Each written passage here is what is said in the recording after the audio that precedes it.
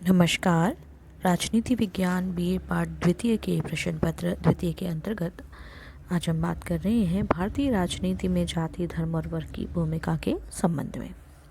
सबसे पहले हम भारतीय राजनीति में जाति की बात करते हैं तो जाति व्यवस्था परंपरागत समय से ही भारतीय समाज में कायम रही है। सैद्धांतिक रूप से लोकतांत्रिक व्यवस्था और जाति एकदम विरोधी है, क्योंकि जाति में विवाह, खान पान, व्यवसाय आदि प्रतिबंध होते हैं और लोकतांत्रिक संविधान उपयुक्त बंधनों को बिल्कुल गलत मानता है। भारत में राजनीति में जाति की भूमिका पर दो मत हैं। पहला मत है पंडित नेहरू और AR देसाई का है, जो राजनीति में जाति की भूमिका को अनुचित मानते हैं।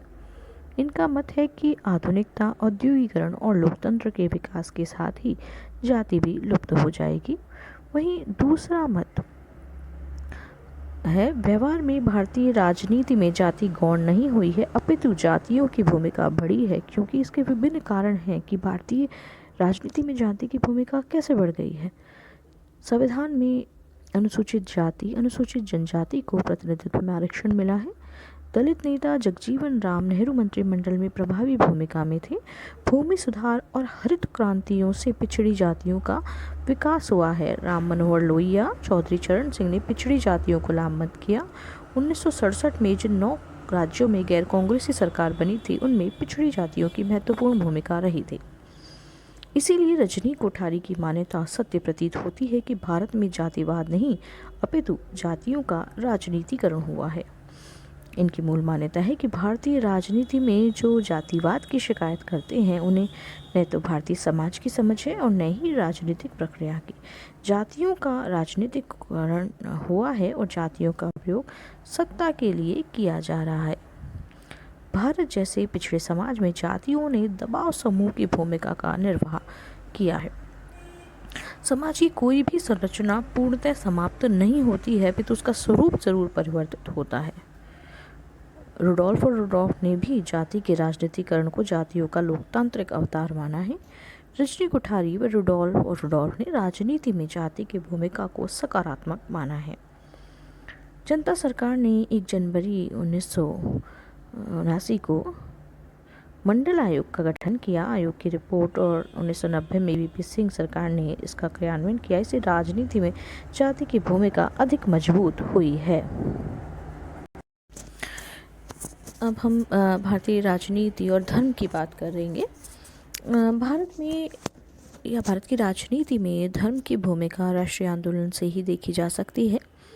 1906 में मुस्लिम लीग का गठन मुसलमानों के हितों के संरक्षण के लिए ही हुआ था। 1909 के भारत शासन अधिनियम में भी मुस्लिमों को पृथक प्रतिनिधित्व देकर जाति और धर्म व राजनीति के रिश्ते को और गहरा किया गया। राष्ट्रीय आंदोलन अपने अंतिम दौर में धर्म के आधार पर ही ध्रुवीकृत होने लगा था और धर्म ने भारत का विभाजन तक कराया है। स्वतंत्रता के बाद नेहरू के दौर में जाति, धर्म, क्षेत्र के मुद्दे गौण रहे थे, लेकिन 1967 के बाद कांग्रेस के प्रभुत्व में जैसे जैसे कमी आई, जाति व धर्म की राजनीति में प्रभावी भूमिका भी निभाने लगा। विभिन्न दल जैसे शिवसेना, अकाली दल, मुस्लिम लीग आदि राजनीतिक दल धार्मिक पहचान के साथ ही गठित हुए।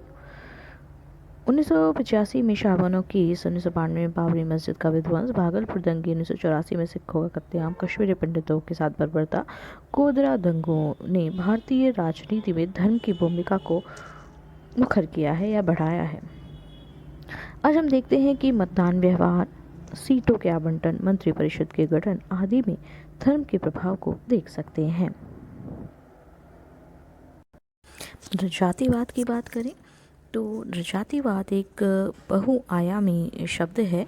एंसन ने कहा है, जातिवाद का आशय साझी उत्पत्ति एवं परंपराओं की साझी चेतना है। प्रजाति, धर्म, पहनावा, खान पान जैसी साझी पहचानों से ही प्रत्येक नरजाति समूह अपनी विशिष्ट पहचान बनाए रखता है और दूसरे समूह से भिन्नता भी बनाए रखता है। भारत में नरजातीयवादी राजनीति के अनेक रूप देखे जा सकते हैं, जिसमें धर्म का, भाषा या जाति का प्रयोग मुख्य है। पूर्वोत्तर के राज्यों में नागा कुकी का संघर्ष, बोडोलैंड के रूप में अलग राज्य की मांग नरजातीयवाद पर ही आधारित है। भारत में अनेक क्षेत्रवादी आंदोलन का आधार भी नरजातिवाद ही रहा है। उदाहरण है झारखंड की मांग का होना, गोरखालैंड की मांग का होना आदि।